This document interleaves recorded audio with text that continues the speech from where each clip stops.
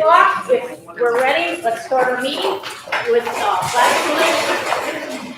I pledge allegiance to the flag of the United States of America and to the republic for which it stands, one nation, under God, indivisible, with liberty and justice for all. Have a moment of silence.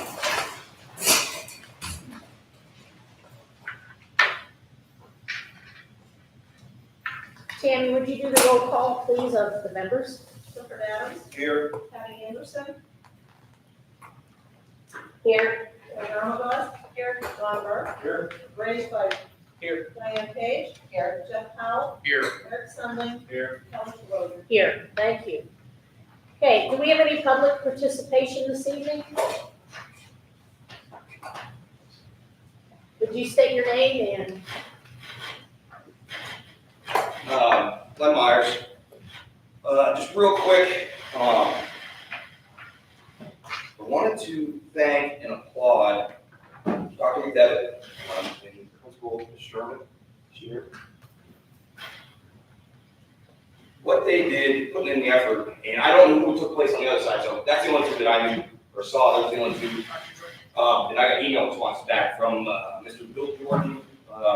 Dave Sherman, never heard a response from them, but Lori and Dr. McDevitt, I give you full credit for the amazing job you did, trying to bring this school back together, the kids back together. The enthusiasm, parents were joyous and shared all over Facebook. I'm super excited about that, and I want to thank you for that effort. During the workshop meeting, there was a comment regarding outsourcing the payroll. I think I don't know who brought it up, John, I think is what I could barely hear. And then somebody said, well, it was like $100 an hour. And what I wanted to remind this group is there was an employee salary. True, and we never want to replace an employee. I'm not for that, I'm not saying that. But if you think the salary is comparable to an employee salary, it might be financially, but you're not paying pension, vacation, medical, dental, vision, life insurance, work comp, bereavement, or any of the other associated fees. So don't just look at a hard figure with a dollar bill and say, hey, that's way too much money, because you don't have those other expenses. And again, I don't want to replace it, but I just heard that a lot there.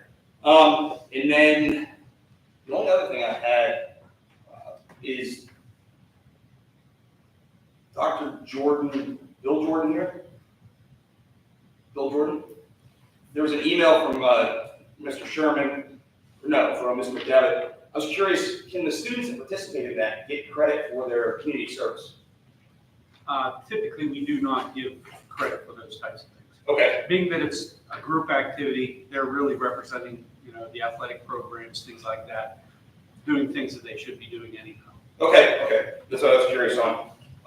Can you clarify for me, participate in what, Lynn? What are you talking about?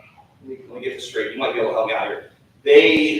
The student athletes, and I believe, according to Mr. Sherman, we're going to go to different extracurricular activities. Okay, We're standing here, and I believe here, and greeted the elementary kids. yeah, I saw that. That's bringing the team back together. I truly feel in my 3 months here, this school is just stuck after post-pandemic, whatever you want to call it.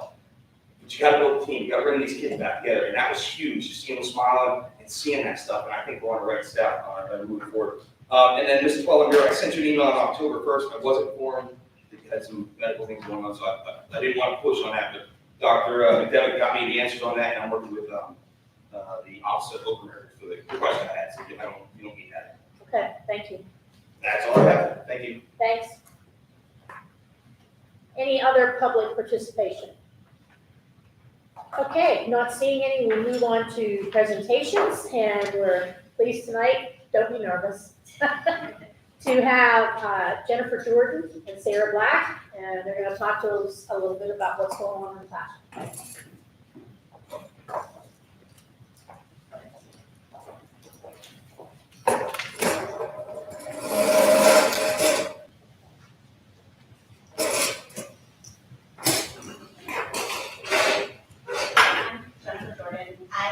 This is my 21st year here at AC Valley, and I have taught third grade for the past several years. And 2 summers ago, we were invited through the IU to attend a book talk, and Sarah and I both participated. It was called Building Thinking Classrooms in Mathematics, and it was by Peter little general. And we decided to take some of the principles and really put them to use in our classroom. Last year was our first year doing it, and then this year we're a little more comfortable doing it. And it really focuses on student-centered learning, where the students are taking responsibility for their learning and the teacher is the facilitator. And I'm Sarah Black. This is my 19th year of teaching. I think it's my 6th or 7th year here at AC Valley. I taught at Oklahoma City for a long time before that. We wanted to talk to you about how since COVID, we know that many students are looking for that instant gratification, and they are not wanting to take the time that it takes to really dig in and learn. And so when we both took this book study course and we read the book, we were really excited about it. And so you'll see a picture of my students. I think that was last Thursday. They were working on vertical surfaces in groups of 3 in a randomized group, doing task cards. And what it really does is it fosters critical thinking. It allows students to share diverse ideas and perspectives, and it creates this dynamic learning environment. I am no longer in charge. They are in charge of their own learning, and they really do a nice job. We learned from our research that groups of 3 work best, and so we have them in groups of 3. We rotate the jobs that we do. I'll let you get into kind of the breakdown of what it is. Okay, so one of the major things is talking about group dynamics. A lot of times teachers decide who will be in what group, knowing that we put certain students with other students, we don't want other students with others.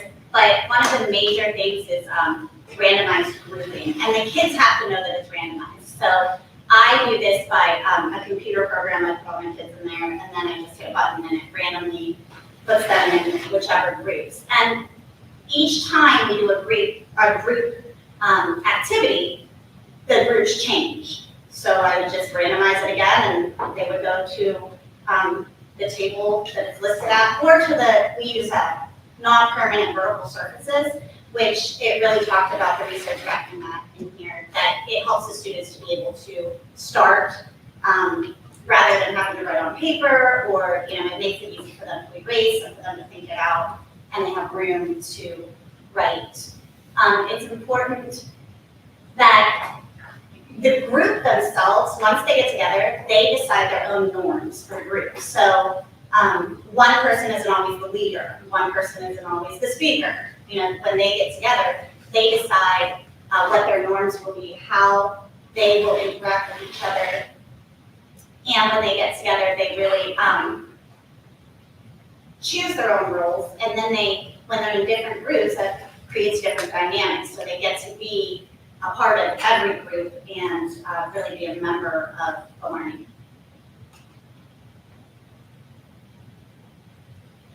So we want every student to feel like they have a voice, and we want to have productive struggle. As teachers, it's really hard to see our students struggle, but we know that that's one of the best ways for them to learn. So we allow them to sit in their struggle until an idea pops up. And I'll go around with a different colored marker and I'll circle something and I'll say, that was a really good idea. You're not quite there yet. What do you think you should do? Or I usually sing a listening song because I like to sing. And all the kids will listen and I'll say, oh, look at this group. They did this. They're on the right track. What do you think they should do? It takes a lot of modeling and a lot of practice, but the students do really well. And so then we mobilize the knowledge. Or Jen and I were talking about the norms that they have, but sometimes I'll shout marker switch and then all of a sudden they'll have to create new norms, and it helps them to understand what they would need to do in a real life situation. Also, at the beginning of this, they'll say, well, I don't want to work with so-and-so, or I don't want to work with this. And so I'll say, what if I didn't like Miss Jordan very much, and Mrs. Sherman and I put us on a project together, and I went down to Mrs. Sherman's office, and I said, oh, I don't really want to work with Miss Jordan. What would they say? And they'd say, oh, is that going to happen to me in real life? I said, this is a real life skill. So you're going to work with people that you don't necessarily love, but you're going to be respectful and you're going to be kind to them. We want the learning to flow. Every student in the group is responsible for every member. So I go around and once they have it answered and it's correct, I ask a deeper thinking question to one member of the group. If that person does not answer it correctly, I ask the whole group to go back, reteach each other, and then I'll ask another member of the group a question. So they know that they're not only responsible for their own learning, they're responsible for each other. What is really cool about that is I have a reluctant learner in my class that didn't do very well when we do our I do, we do, you do approach with the traditional pencil and paper, and she was the leader. The girl that I thought was confused about everything, she was telling everybody what to do, she was making sure they knew the answer, and then we just had her test today, and she did really well, so I was really excited for that. So we want to establish a growth mindset. We not only celebrate when you get the right answer, we celebrate when you get the wrong answer, because it's like, oh, that's great, because you give me an opportunity to do what I love, which is to be a teacher. We want to encourage peer collaboration and respectful disagreement.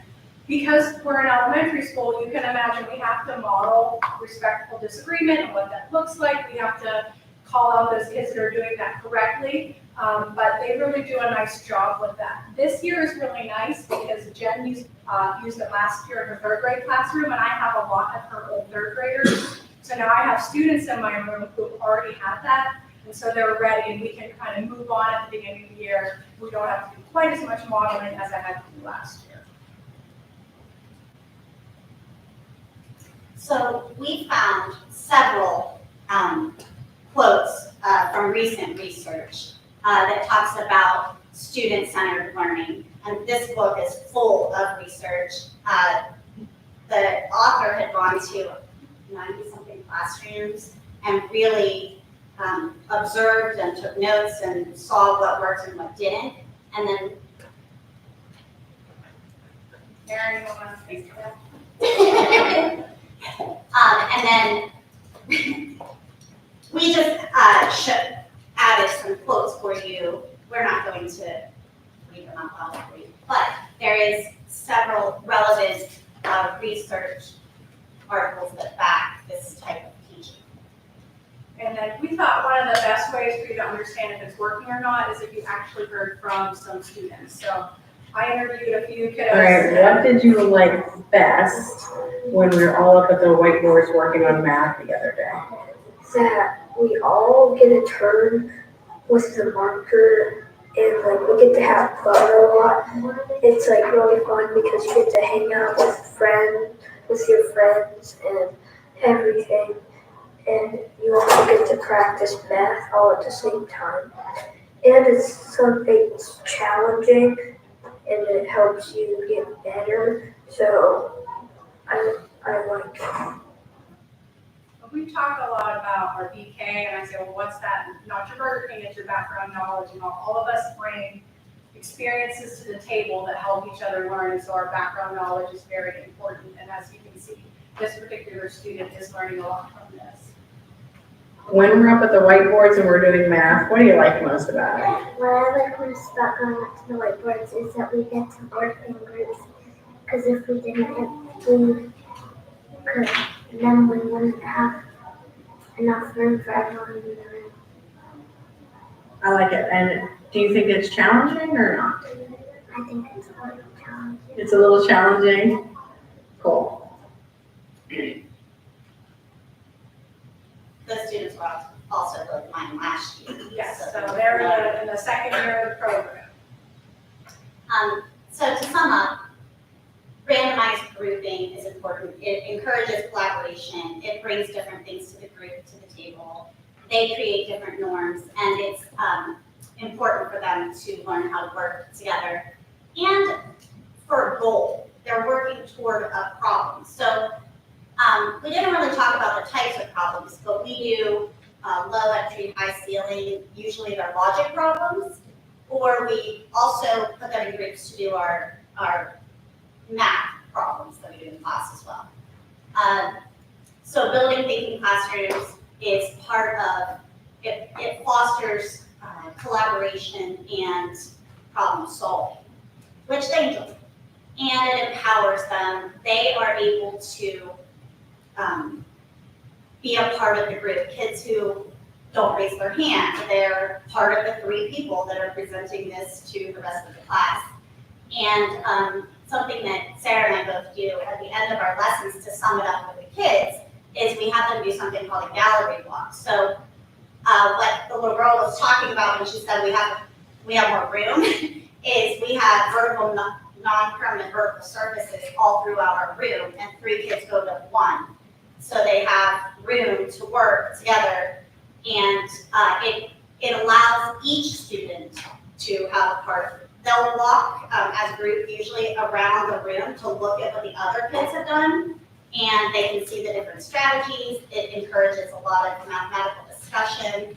It's really interesting to hear what they have to say. I was telling Sarah that today I had 5 groups and 3 had the same answer and 2 had different answers. And after the gallery walk, I saw the 2 with the different answers run over and fix their thing on their board, because from walking around they realized what they had misconceived. And they were able to articulate that. They said, oh, we should have done this, but we did this. So that's the type of thing that we're looking for with this type of learning. And we always talk about how math is so cool, because I always say some arbitrary number, say there are 1,251 ways to find an answer. You have to find the one that works right for you. So as they do the gallery walk, let's say, oh, so-and-so did that more efficiently, or that took a long time for so-and-so to do, but I really like the way they got that answer. That's how my brain works. So it's really neat what they notice and what they wonder and how they talk. And you heard from the students, like they really, really do love it, and they feel empowered when they leave our rooms, and that's what really is exciting for us as teachers. Thank you very much. So if you have any questions, you can email us, and we'll be happy to answer anything, or if you want to come in and see it, you're always welcome. Yes, you are always welcome in our classes. Please come enjoy. You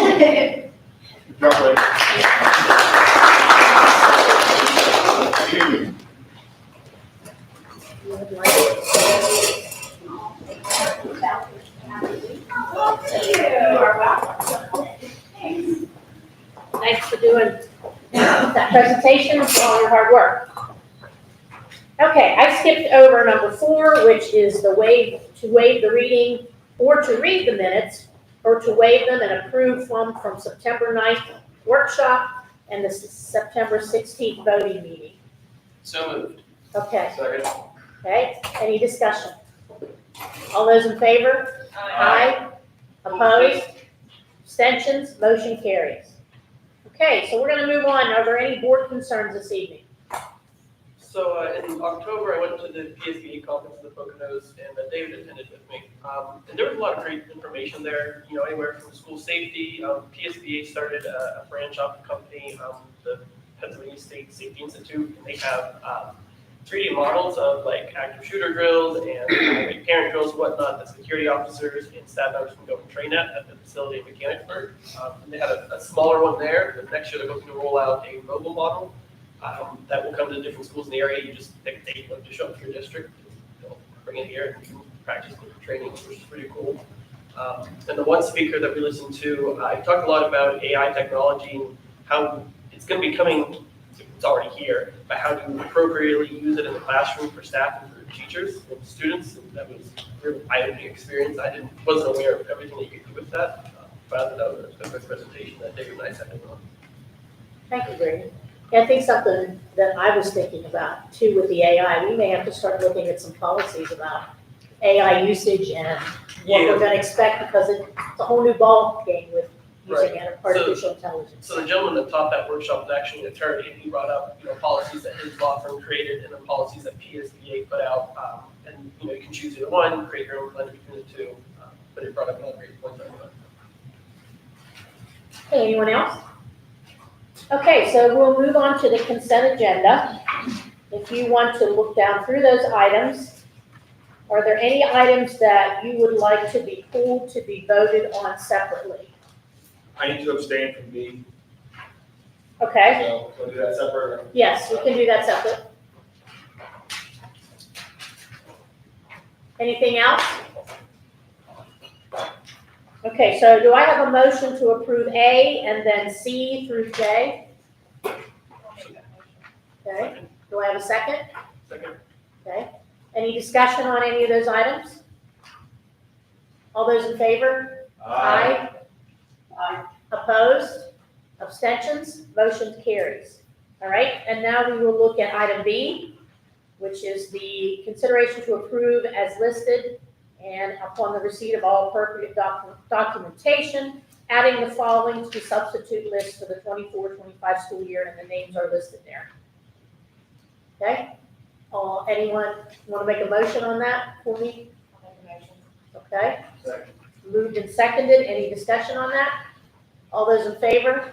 Aye. Opposed? Abstentions? Aye. Okay, motion carries. Thank you. All right, we're gonna move on to finance and purchase. Eric, would you mind doing that for us this evening? Sure. Which one's can I group together? You can group A through G together, because basically that's the motions to approve paying bills. Yeah. ACV, bill, so moved. Moved and seconded. Any discussion on any of those items? Okay, all those in favor?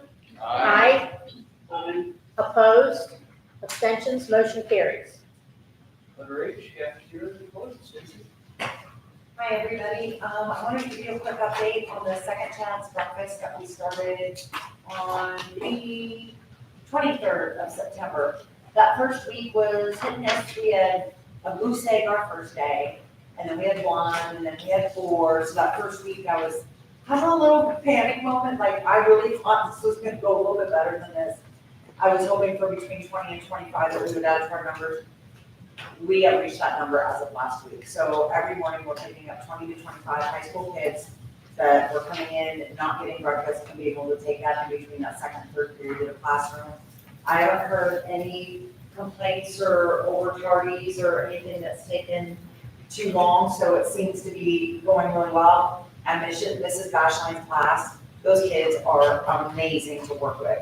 They come in, they're ready, they work together. My staff goes down for just that 5 minutes to punch those numbers in. She comes back, they load it, they unload it, they clean it, and they are taking care of everything. And it has been absolutely fantastic. I hope to watch it a little more this next coming week. I missed a little bit for this last few weeks, but just to check up on them all. We did have our first of 2 health inspections. We did not have any notes or any days in either building. So we'll be done with that now till January. And we were notified that we get to have a public review that is due November 4th. And so Mrs. Morrison and myself and Dr. McDivitt will be sitting in on a webinar on Thursday, just making sure we have all that information is what we need from them. But I was aware this was coming over the summer. So she and I have already started gathering some of that information and trying to gather, because neither one of us is 100% sure where we're headed with this, but PDE is always really helpful about helping us out. A big thing, we've seen the number of free and reduced kids percentage drop. Medicaid during COVID made a change that stated that all children that had Medicaid and qualified for Medicaid also qualified for free lunches. As of October 2nd, that is done. So the middle of September, we sent out grace period notices, letting them know that that would end. It used to be if you qualified for Medicaid, you qualified for a free lunch. Now you can qualify for Medicaid and you may be free, you may be reduced, or you may not qualify at all. And we've had a number of students that we've lost on the free and reduced list because of that. So our district was at about 48% free directly certified students the end of the school year. We are now down to 37.7% that are free. And of those, only 35.4% are directly certified. For that CEP number, they need to be 50% minimum, but in order for the district to work with district, we need to be seeing a 60% plus with a 1.6 multiplier. So that change to pre-COVID procedure did not help us at all. So I will keep watching it and hoping that something changes, or maybe all the districts kind of panic, let our PASES system know, hey, you know, we're not getting this rollover of directly certified kids that we get on the 3rd and 4th of October. And they sent back that no, it wasn't a PASES problem, that Medicaid had gone back to pre-COVID standards. So that's just what we're at right now. Stacy, is that 60% the number that's needed for the free lunches program? Okay, so typically you have to meet 50% just to be eligible for CEP.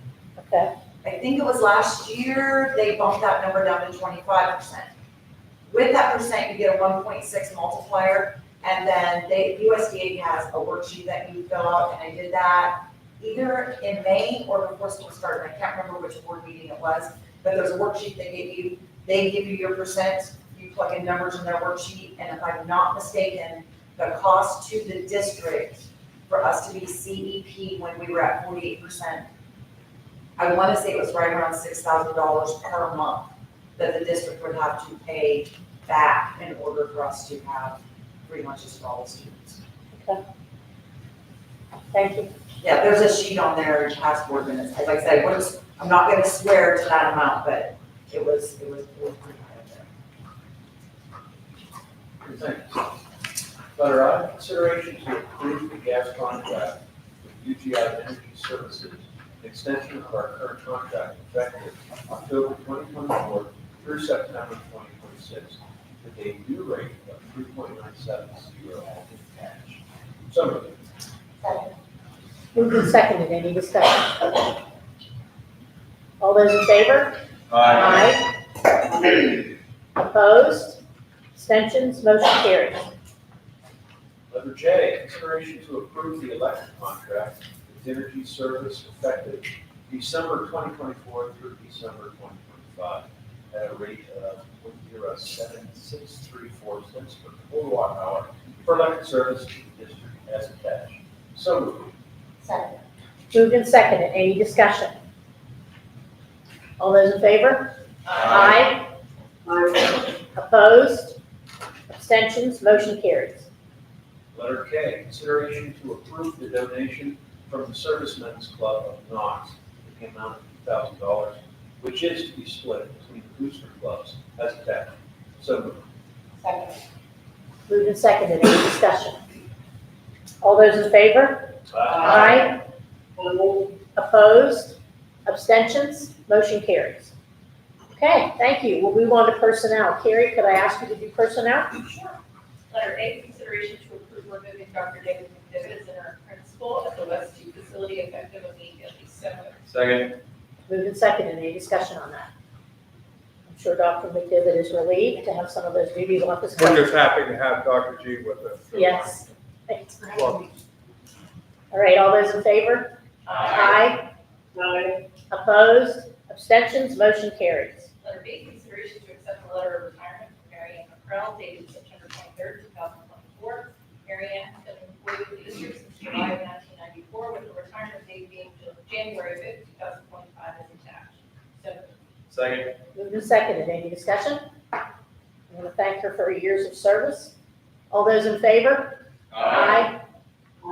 Opposed? Abstentions? Motion carries.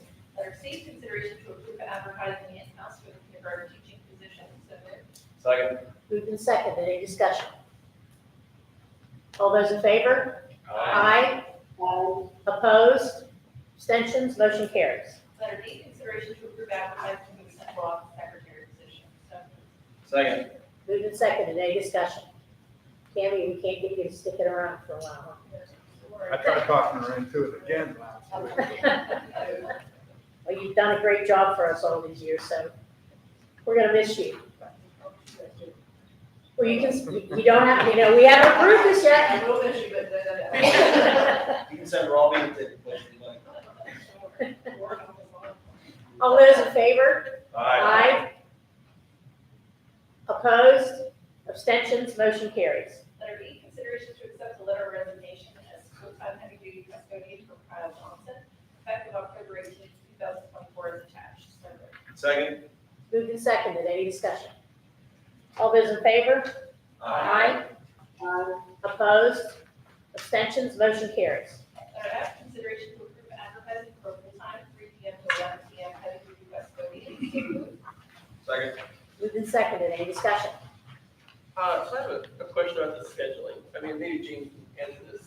James, is it easier for your custodians to have that set schedule, like 3 to 11 or 7 to 3, or is it easier to have them rotate, like 1 weekday, like 1 weekday? In the past, it's rotated back and forth, and it's been better, like one person's on daylight one week, and then the other's on daylight the next week. Do you think that would help with retention? I think possibly, it's just, I don't know if people want to work all straight night shifts, that's my only concern. You know, if you needed time off during the day, they would just kind of flip their schedules that day and kind of make it work.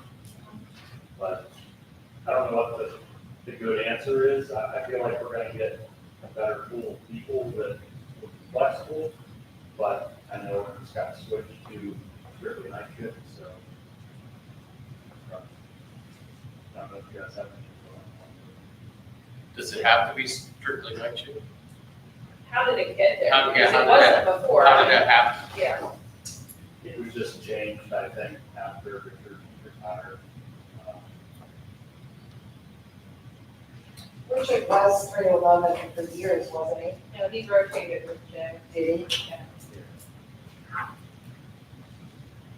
Do the current custodians want to rotate, or would they prefer to stay in certain?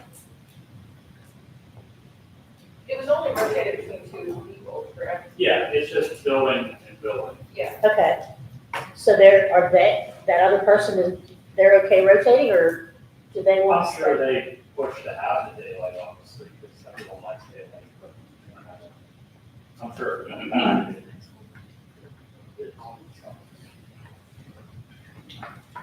How often is this, I mean, you said retention, has this been filled multiple times? No, I mean, Kyle, Richard was here for many years, back in our day. And this person. How long was? Not a year. January. Not a year. Do we want to put it up for auction? I'm asking. Or we can advertise and see what we get for that, and then go from there. Yeah. If we don't get anybody that's interested in straight 3 to 11, then we might have to re-advertise. I mean, it might fit someone's schedule to work that shift, I don't know, but I think if they have an option, it might be better. Kyle was moving. He enjoys that 3 to 11 shift, just worked out with his family. So when you're in school session, some of them. Right. Yes. That's fair. So then, like you said, just advertise 3 to 11, if we don't get applicants or whatever, then we can re-advertise it. If you guys are okay with that, I mean, that's an option. Yeah. Okay, so we're gonna leave the motion the way it is? Okay, so all those in favor? Aye. Opposed, abstentions, motion carries. Letter G, consideration to approve the MOA between the Allegheny Clarion Valley School District and the Allegheny Clarion Valley Education Association, PSEA, NEA, effective July 1st, 2024 through June 30th, 2025, and is attached. So moved. Second. Moved in second, any discussion? All those in favor? Aye. Opposed, abstentions, motion carries. Letter H, consideration to approve moving Ian Runyon to head junior high boys basketball coach at a supplemental salary of $1,667, beginning with the 2024-2025 season. All required documentation is currently on file in the district office. So moved. Second. Moved and seconded, any discussion on that? All those in favor? Aye. Opposed, abstentions, motion carries. We have a motion on here for the assistant junior high boys basketball coach. Do we have someone for that position, or do we need to hold off on that? Do I have any applicants at this point? That's, Is that something that's been advertised or that we need to advertise for? Yeah, we've advertised. It's been advertised just now. We're gonna table that. yes, applicants, we don't have any candidates. Okay. Letter J, consideration to approve advertising for a director of special education. So moved. Second. Moved and seconded, any discussion on that? Just a quick update with that. We've contracted through intermediate unit number 6 for a number of years. So we had Brandon Maines down here for 2.5 days per week. We added on the List 2 program. We talked to the executive director and increased those to 4 days per week. And with that being said, there's an increased number of students who are identified through List 2 that are rotating in and out more so than what we originally expected. So my recommendation is for us to hire a full-time director of special ed. We have maybe 113 kids identified down here at the district. There's We're hoping to max out of 48 kids up there. About 85% are identified as special education, and they're rotating through. So probably at the end of the course of a year, we're probably going to see about the same number of kids at the West 2 program as well as the district who need specially designed education.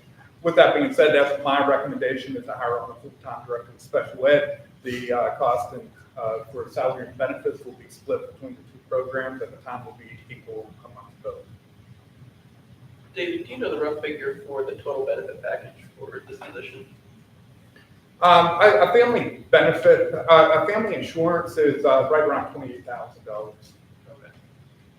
And what we've done with the intermediate unit is just pay the overall costs, retirement, salary, benefits, travel, and that was just over $100,000 per year to have Dr. Mangs down here running the program.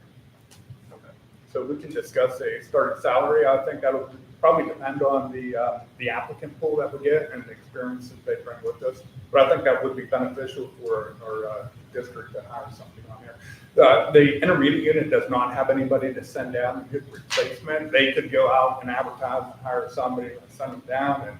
And, I wonder why bother when we could, try to get a candidate down here who will be, meeting our needs.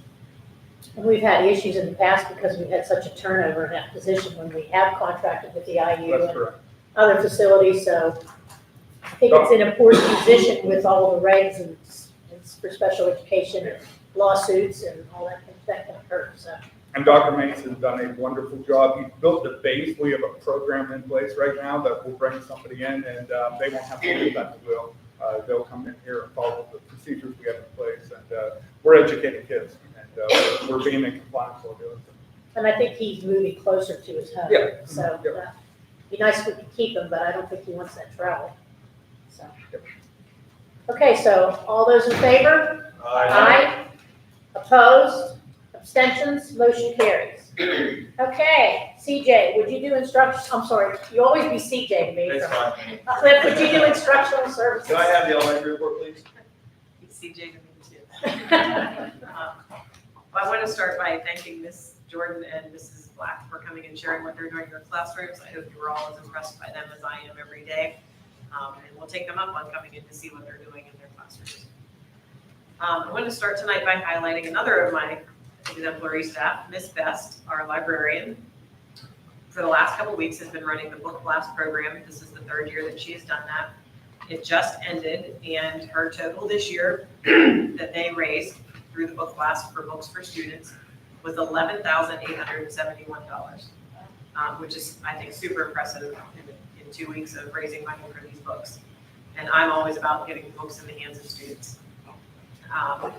What that means for the district is that every single student in the elementary has earned at least one book.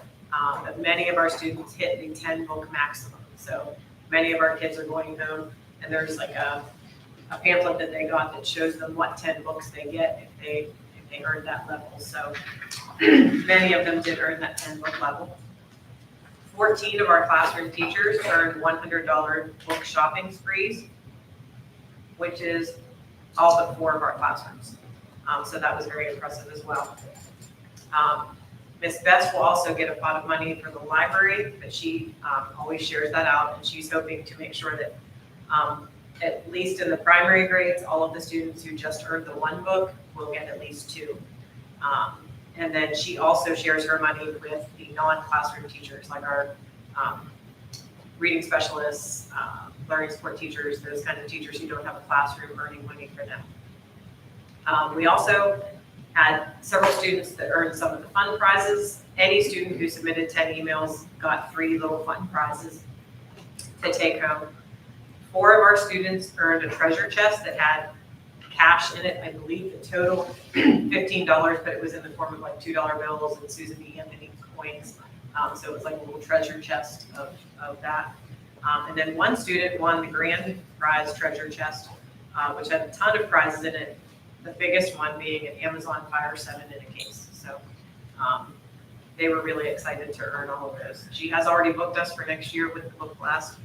It's proven to be a great program for getting books in kids' hands. So I applaud her for her work on that. And she even did some of that while she was on vacation in Nashville.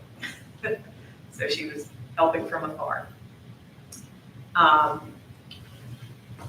Mr. Myers already mentioned Falcon Friday, but I wanted to thank Dr. Jordan and Emily Shoemaker and Stacy Fox for their help in making that happen on Friday. Members of the football team and cheer squads came down and greeted the elementary kids as they came into school for the morning. I think at first the students were a little bit overwhelmed with like what's happening, but once they realized it was fun, what was going on, they really got into it. And I think the high school kids enjoyed it as well. I have emailed Dr. Jordan, and we're starting to work on next up being the volleyball and golf teams. Our volleyball team goes to playoffs tomorrow night, and I believe Joe Rapp was at States today. I'm sure Dr. Jordan's going to report on that. So we'd like to highlight them. And then my next goal would be to have the marching band, so that we've incorporated all of the fall sports into that, and then look at expanding to our winter sports and maybe some of our clubs, activities, and things, just to make that high school to elementary school connection. And those kids are great mentors for our kids. We have the AmeriCorps kids that come down, and our students absolutely love that program and working with those high school students. So I think the more of that we can foster, the better. And they are some good role models. Another of my staff I'd like to thank is Trevor Heil, as well as Station 55 in Emlenton. On Friday, we had Fire Safety Day here. That's been a long-standing tradition that we have that during Fire Prevention Week. Mr. Howe does an excellent job at organizing that event for us every year. He gives talks in the rooms in the primary grades, and he has one of the other firemen do the talks upstairs. And they just talk about preventative measures regarding fires, house fires, and what to do if you're in a situation of a house fire. And it's very cute, like they teach the little ones that they need to get out if there's a fire, and they will walk around for weeks afterwards saying to Mr. Hyland, get out. So they have learned that. And of course, they bring in the fire trucks and everything out back. They brought in one of the smoke houses this year where they get to go in, and it's not actually smoke, it's just steam, but it fills up, and they get to learn how to crawl and go underneath it and get out of the little smoke house safely. So it's an excellent program for educating the students on a very valuable life lesson. And then this week we have Bus Safety Week happening. The teachers are focusing their PBIS time during the mornings on reminding kids what it looks like to be a star on the buses, and why it's important that we stay safe on the buses. And Courtney Chalmers and I and Dr. McDivitt are working on putting together with our bus and van contractors and drivers this year's safety meeting, where we talk about what they would do in different crisis scenarios. And we are also adding that to that this year, the Stop the Bleed program for our bus drivers. We're looking to get a person to come in and train on the Stop the Bleed, and then put one Stop the Bleed kit in every bus. So that's our goal for this year's Bus Safety Week. I think that's all I have for today. Thank you. Dr. Jordan? I'd like to start out by just mentioning that the students at the high school last week tested in both the PSAT and the ASVAB. We typically have all 11th graders test in the ASVAB because both of these assessments provide opportunities for students to complete their career-ready pathways. For a lot of the students that aren't good at testing, for instance, in the Keystone exams, the ASVAB is a great way to be able to become proficient and complete that pathway. I should have those results here very soon, and I will update the board on where our senior class currently stands as far as completing those pathways. All of those things play into our career and college ready information on the website for the state. And I'm going to talk about some of that as far as other things, but that plays into that. That's a piece of it. I'd like to first, before I get into that, I'd like to talk about my PBIS team. We had our first data meeting today, and every year it seems that our kids, our teachers, our entire school as an organization gets better and better. And just to give you an example, I'm just holding up my triangle for major write-ups.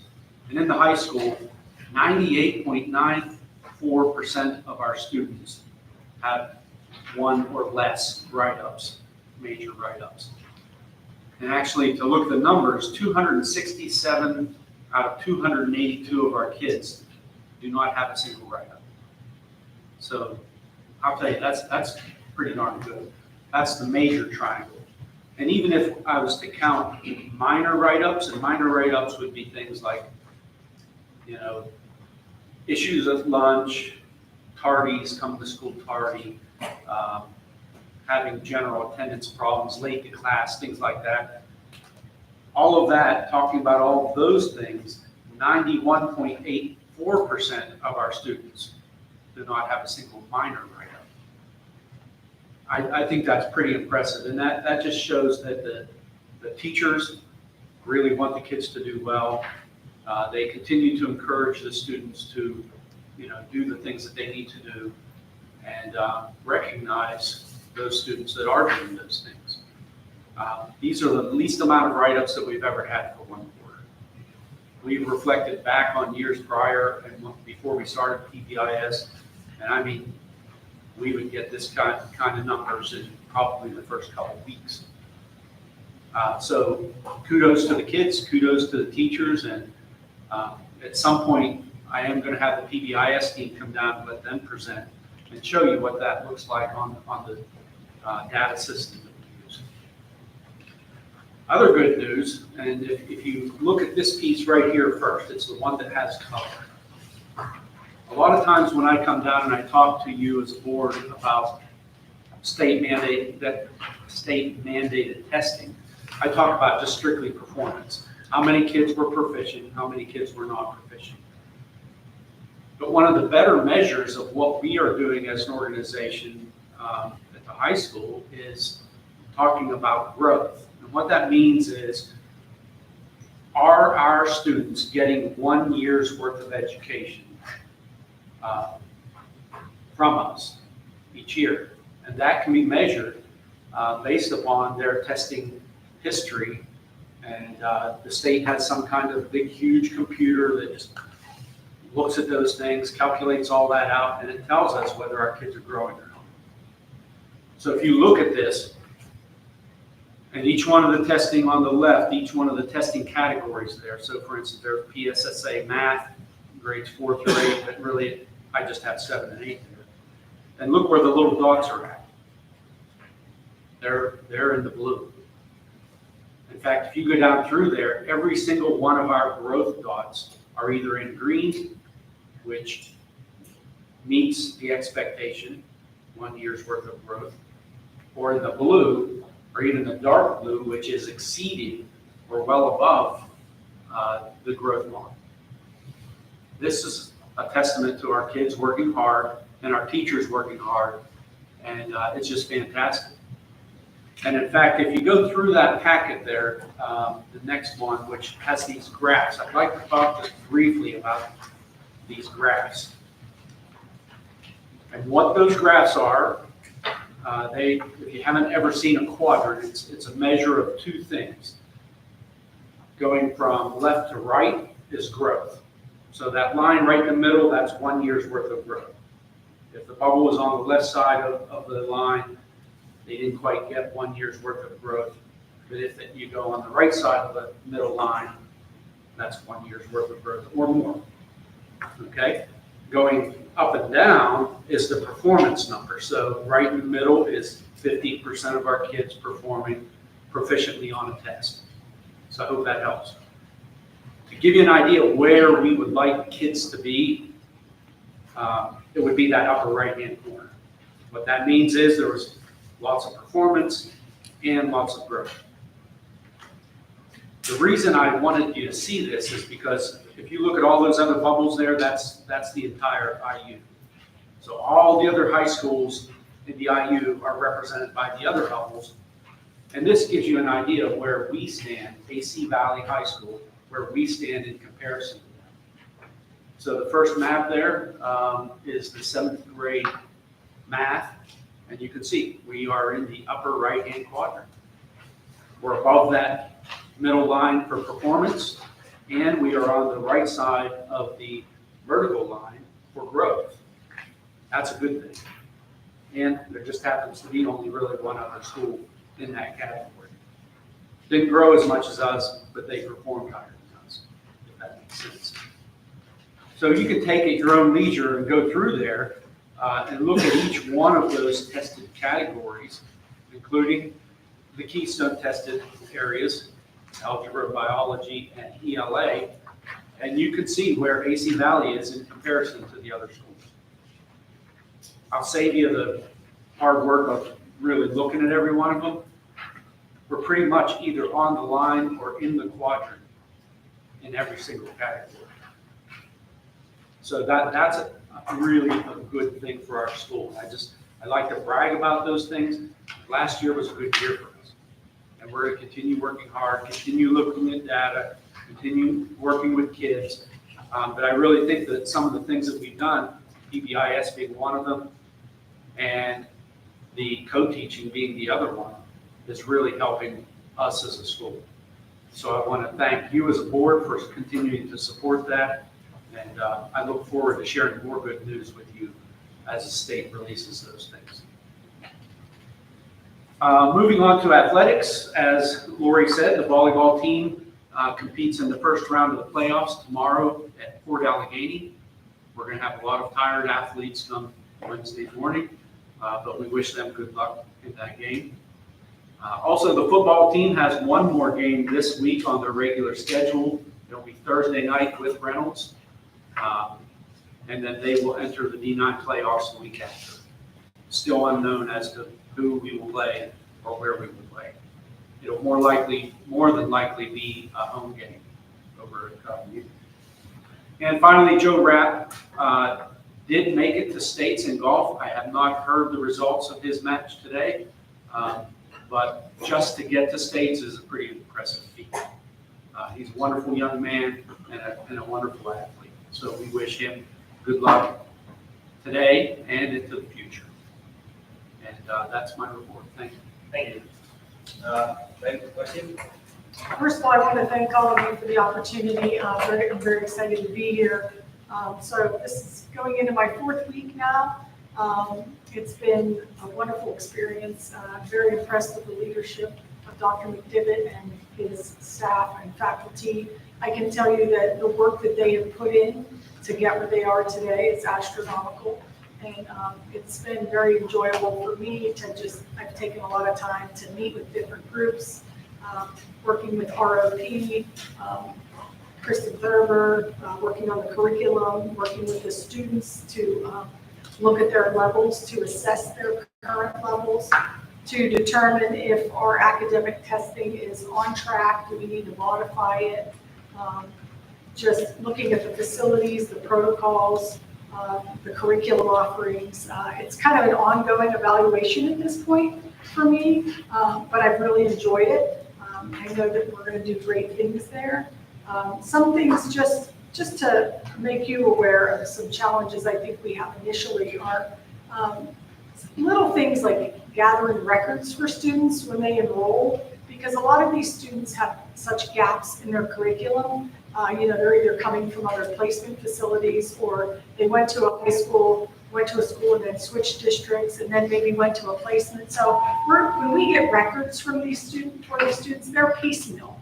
So Minnie Lowe is trying to get them all together to piecemeal them to see what we can do to assist them so they can graduate, so they can get the proper credits here. And so that is a big challenge, a much bigger challenge than you would anticipate.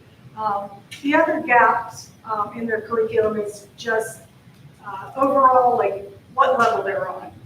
As Dr. McDivitt stated, we have 85% of the current students are special education students, so we have to look at, they might be on an 11th grade, they might be an 11th grader, but they're actually on a 6th grade reading level.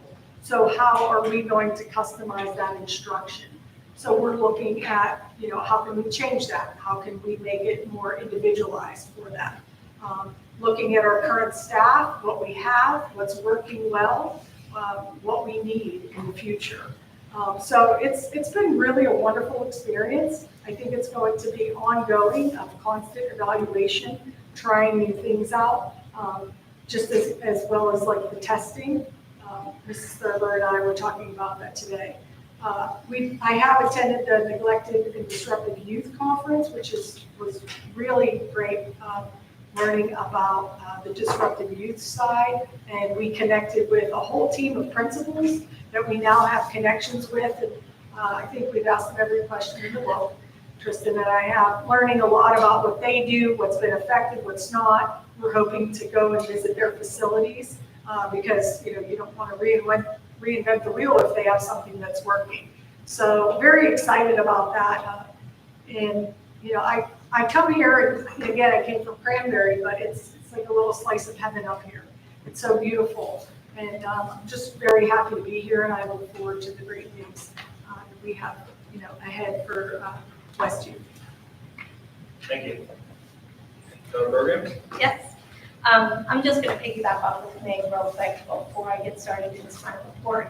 As you know, I came here from another district after 25 years, and along the way, gathered a lot of friends and retired teachers, and every time I would talk to them, I'd say, oh, you should see this place. It's like a little slice of heaven, and the things they're doing and what they're offering the students is just amazing.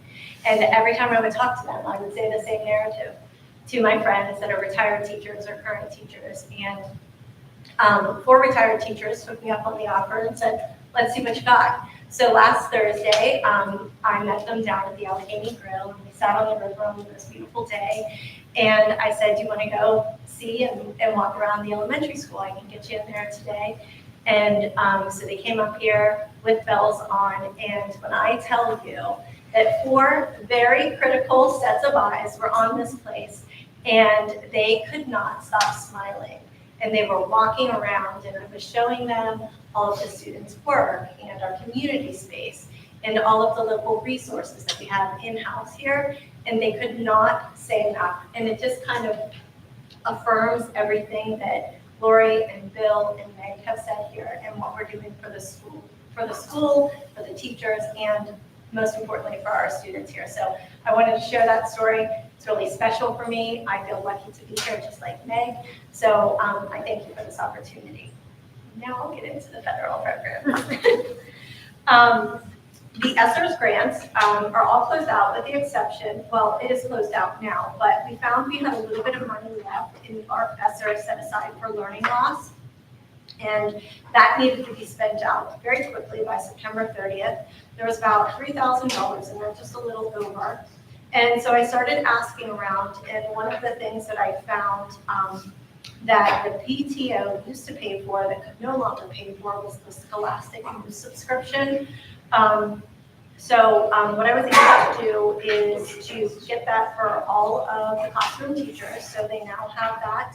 And I offered it out, wrote it out to the English department at the high school, and 3 teachers took me up on that as well. So that made its way into the high school too, so they're using that in the English department there as well on that grade level. The Title I, II, IV, and Title I-D and the Ready to Learn grant.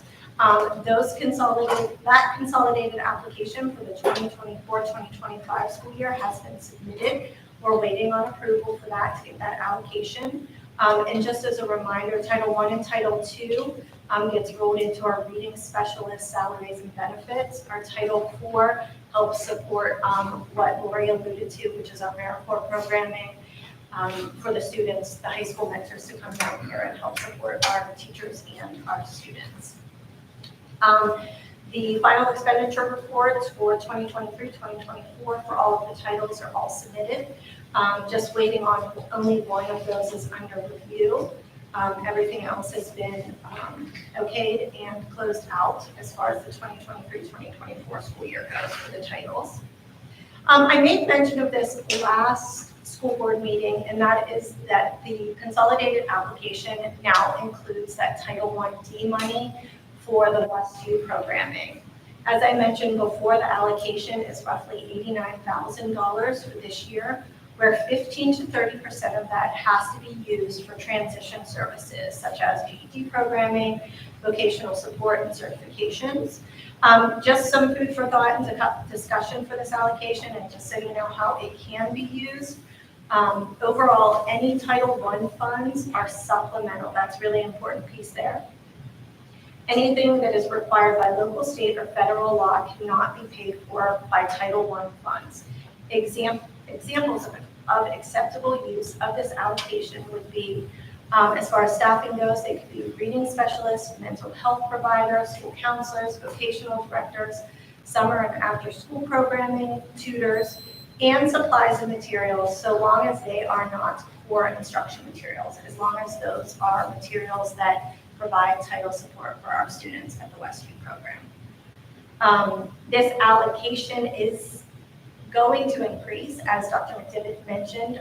We hope to get to our 48 capacity there, and if that happens, we could be upwards of $250,000 just in the Title I funding, Title I D, excuse me. The Ready to Learn grant, which is used to pay for our kindergarten teachers' salary and benefits, has opened and was completed and submitted as of 3 weeks ago, so that's ready to go. I talked to Karen Morrison, she's paying out of that already, so that's good to go. The PCCD grants, Lori had mentioned the health and safety grant with the Stop the Bleed kit, so we used some of the extra money that we had in there to fund those Stop the Bleed kits for the buses. We think that's going to be really helpful to those bus drivers as long as we provide that information and support and training for them, which I know we intend to do. After all of that was spent out, we still had around $4,000 left to spend. The safety committee met, discussed, we talked to our school police officer, Dave over there, and talked about some needs that he may have, and we were able to get some samples in of some two-way radios.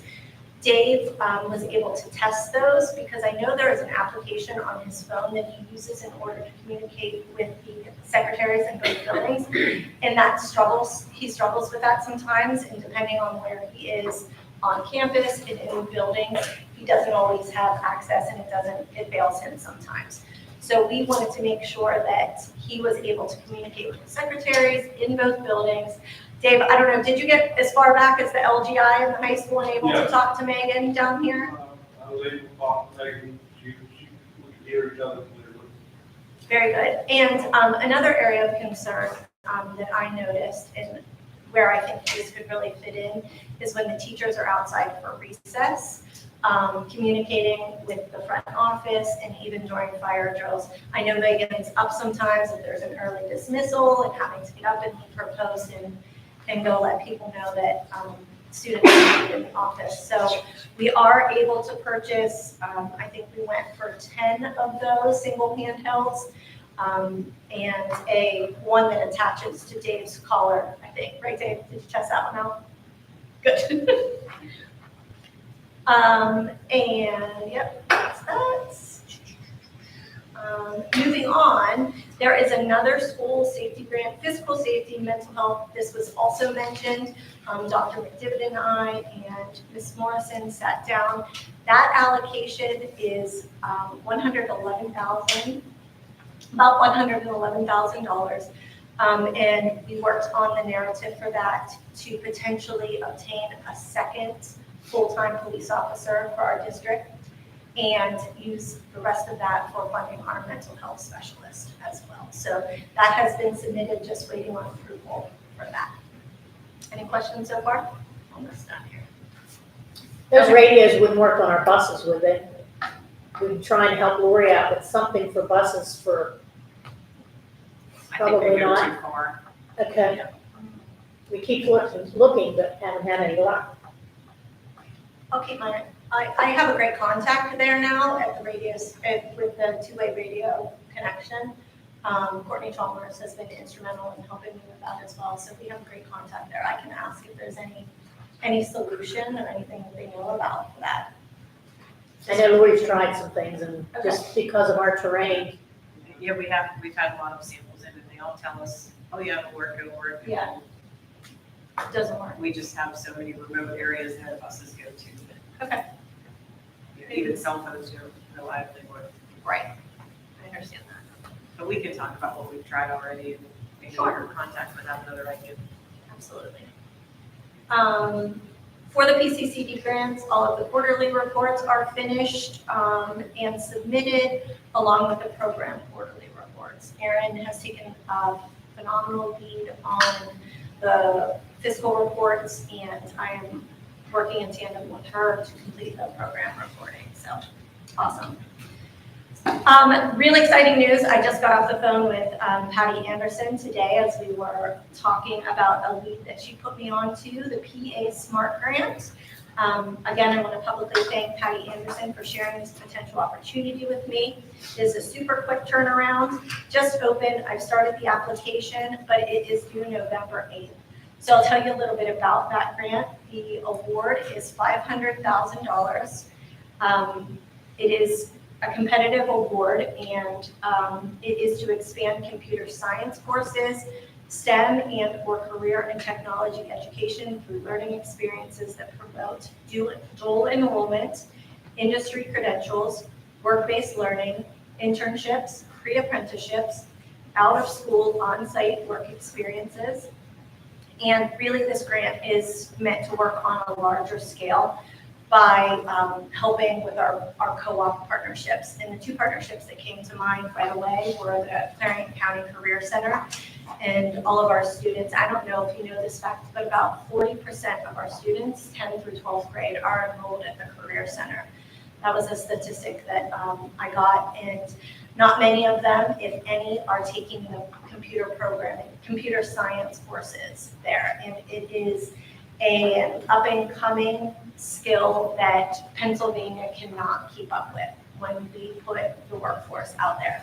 So it's going to be a critical piece of working that into this grant in order to get it. So it's pretty exciting.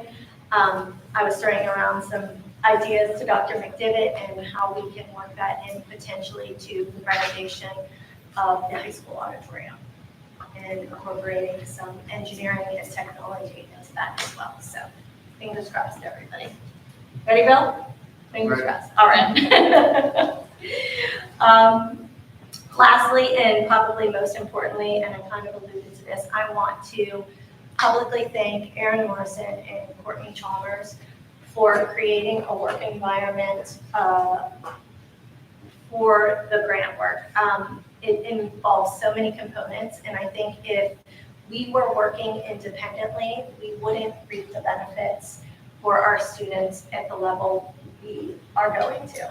I also want to thank Carrie Longo. She has been so generous with her time as I've gotten into this program, and questions keep coming up, and just when you think you're getting it, something else happens on the application that you need to cross-reference or validate or confirm. So I just wanted to thank all of those people, and truly, honestly, it is a joy to work in that office because the atmosphere is great and it's exciting, and I know if Erin has her door shut, then I better come back, but she knows I'll shoot her an email if that's sort of like his door is closed.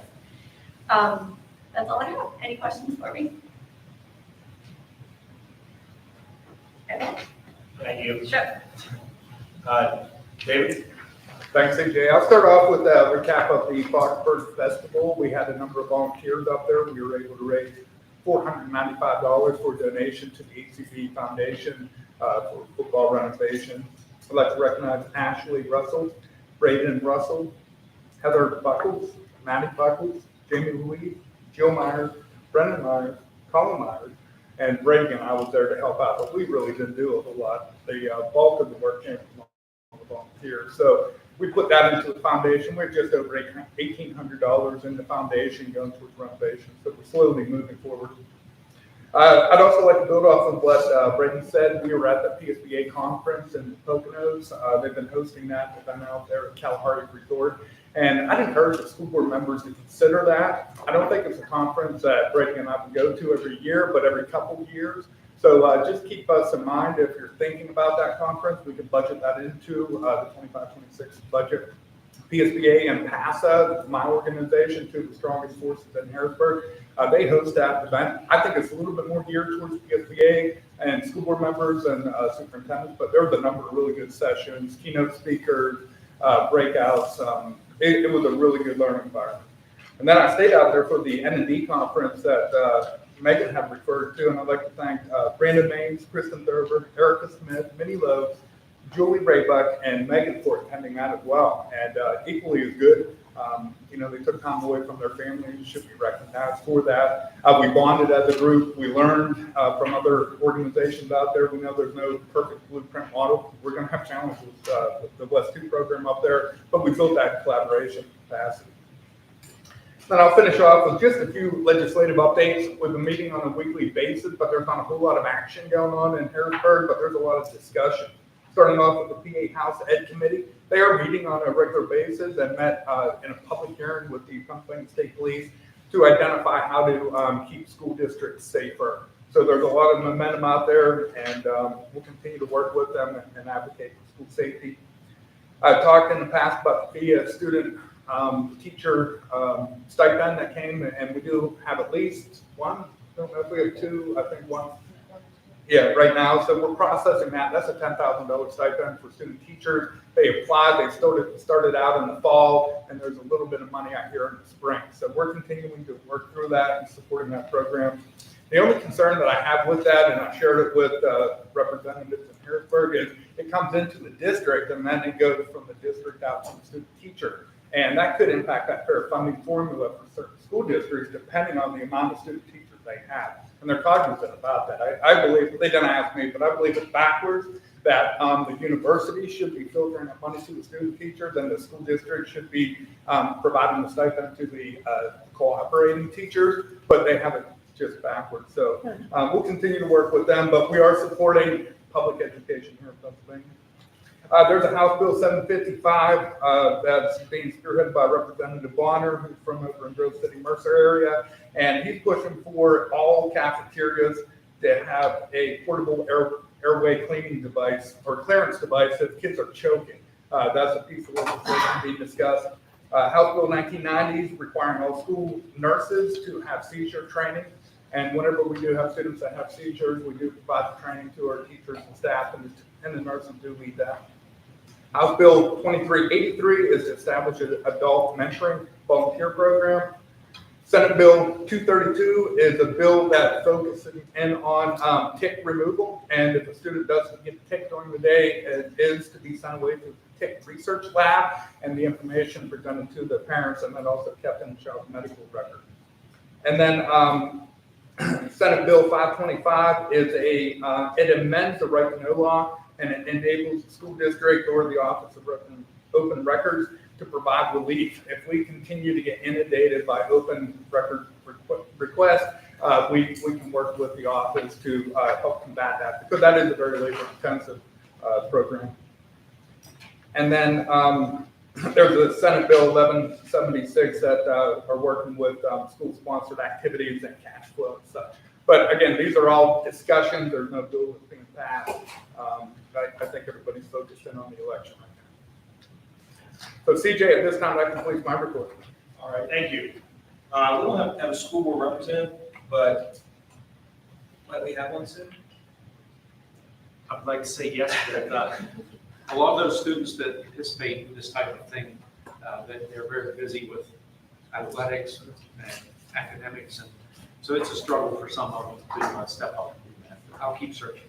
Thank you. Please report. You have it in front of you, if you guys have questions. Thank you. And just let's see here, a copy of the district enrollment numbers dated September 17th to October, also attached. That concludes everything I have here. Okay, Dave Sherman's here. Dave, do you have anything for us at all? No, I think Bill covered most of it. The only thing I will say is Maddie Dehart was recognized in the KSAC as the annual conference in volleyball. Joe Rapp, who's at the state tournament, was first team all conference as well. That was the only guy that's been on the issue. So, thank you. okay, we're gonna move on to policy. Diane, would you do policy for us? I think these ABCD, So you can group them? That's okay. Consideration, to approve the first reading of policy 113.1, 113.2, 202, 236.1, 254, 607, 805.2. So moved. Moved in second. Any discussion on any of those policies? All those in favor? Aye. Opposed? Abstentions? Motion carries.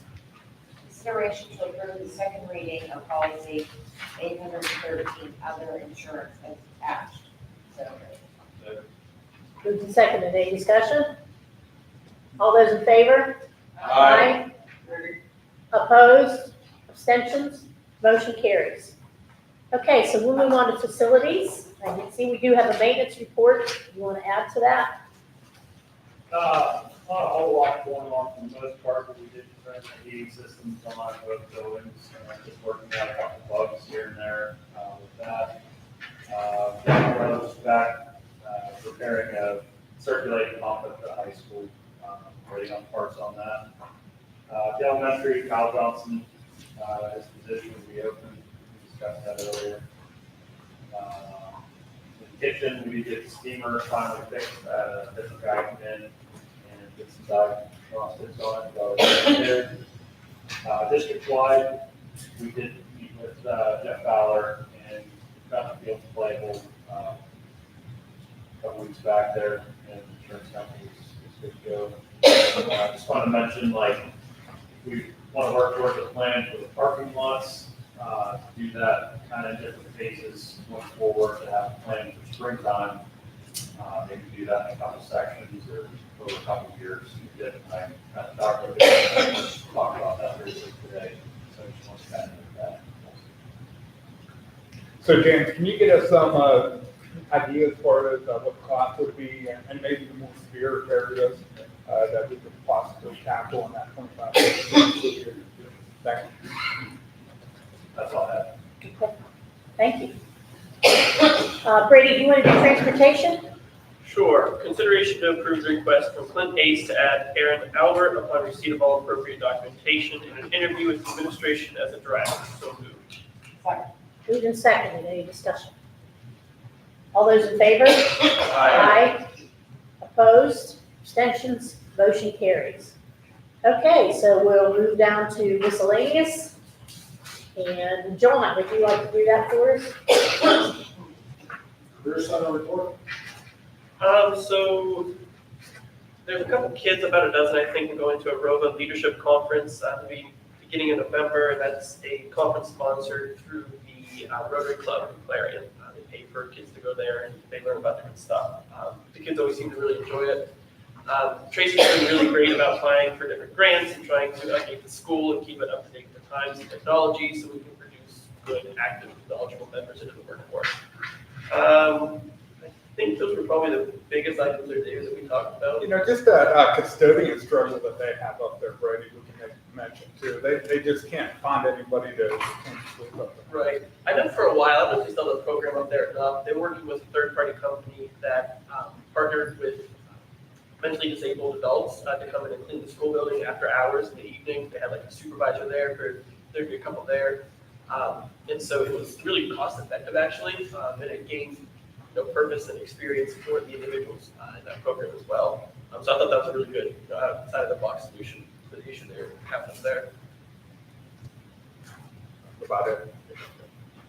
Thanks, Rick. Intermediate meeting report? Not much to report. We do have another meeting on Wednesday. Last meeting was pretty much, we did a lot of policy, and just a couple personnel items, but nothing major last month. Correspondence. We received a thank you note from Ms. Jennifer Stover and Ms. Justin White. I think they received their awards. Yeah, we gave them the Falcon Faculty Award last month, so. Letter from Richard A. Goldinger, District Attorney, Boulder County, dated September 16, 2024. That's one Dr. McDivitt explained to us last week. That was, he is pursuing heavily any of these fake messages or any messaging that's sent out to school districts about issues with safety, bomb threats, that kind of stuff. Letter from Jeffrey T. Fowler, Extension Educator, Penn State Extension Football Field and practice field evaluations conducted on September 27th, 2024. We all Yeah, we all got a copy of that, so. know what the comments. Consideration to approve the amended petition by Armstrong County Tax Claim Bureau for sale of properties by Armstrong County Tax Claim Bureau where offset price was not bid. Address Parker as attached. So moved. Moved in second, and any discussion on that? Aaron, is there anything you want to add to that? I think we kind of talked about it already, so we all clear with that? Okay, all those in favor? Aye. Opposed? Opposed?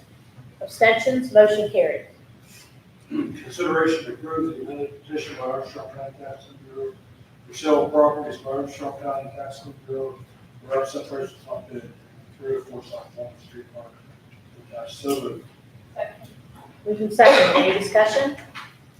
All those in favor? Aye. Aye. Opposed?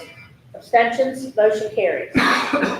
Consideration to approve exonerations for assessment, Butler County Board of Assessment Appeals for property located in Allegheny Township, Butler County. 104 Cook Lane County is attached. All the taxes are due on children and all around property. So moved. Second. Moved and seconded, any discussion on that? All those in favor? Aye. Aye. Opposed? Abstentions? Motion carries. Consideration to approve the exonerated amount of $603.32 for the never tax on property located on South Sandy Point Road, Hamilton, 16373. The parcel 0201F45-20, as described in the attached letter from Butler County Board of Assessment Appeals dated October 9, 2024, as attached. So moved. Okay, what that is, I have a copy. Does everybody have this or just me?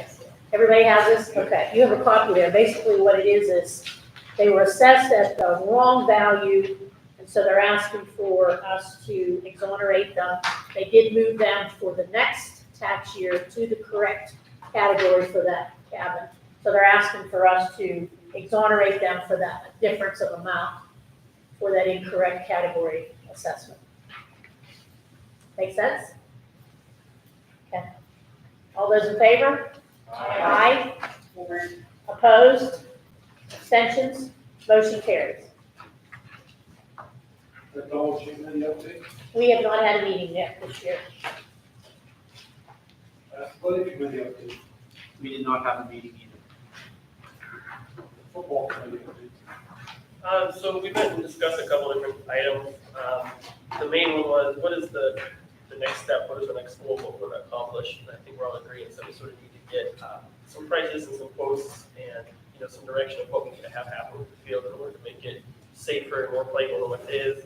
As we talked before, the letter from Jeff Fowler there stated that, it's what was the guidelines for NFL standards, so we should have no issues with a varsity or junior high or the youth leagues playing on the fields, or the gym classes using it or the public using it for whatever it need to be. But so long term, right now is sort of what we're looking at. We're going to be shooting for, I think.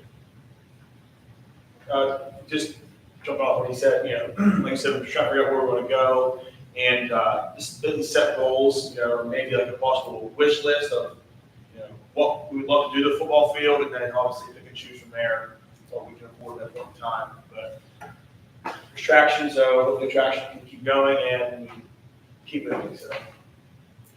Are you guys looking at any way to get some more funding in? Once you do that wish list, you're gonna advertise that and say, hey, here's what we're looking at doing. Do we have any supporters? Yeah, I think we want to more get like a hard, rough goal where we want to be at. It's hard to even set a goal if we don't know what things might cost. So we kind of get some things in mind that hopefully we can eventually get a hard number and then say, hey, our goal is X amount of money and this is what we want to do. Versus just say, give us money, we don't know what we want to do. Right, I agree with you. Once you know that, then we're gonna let people know, Yeah. this is what we're trying to attain, so Thank you. G Finance and Facilities Committee update. We've not met since the last meeting. Okay, any old business? Any new business that we missed? Not hearing any, do I have a motion Motion to to? adjourn. Thank you. Thank you all.